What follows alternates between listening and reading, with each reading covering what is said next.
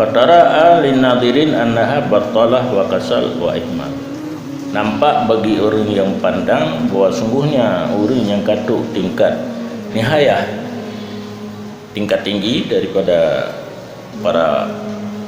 ulama aulia, hai tahajud nak buda. Nak tengok sejarah Imam Syafi'i dengan Ahmad bin Hanbal. Ahmad bin Hanbal murid daripada Imam Syafi'i, geagung-agungkan lure, sehingga tibalah satu saat Imam Syafi'i bertandang ke rumah Ahmad bin Hanbal. Nah, ini inang Ahmad bin Hanbal ini pastikan kiban haya Imam Syafi'i gepegah haya sabili ayah baik ke subuh baru buda ya haji katulah jalo semayang tahajud ibang subuh baru buda itu boleh kan buda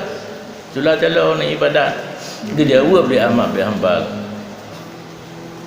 igaknya biasa batai ihnya putus masalah padumbo dihlang ihnya ditulis menjadi kitab dipelajari lera, sehingga batai sarapan pagi kepegah dari Imam Syafi'i kepada Ahmad bin Hanbal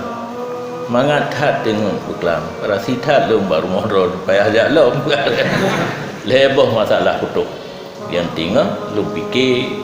padu uro yang kau lika yang ke putar tu mah putus masalah lah tengok ditanya ke dekat lejin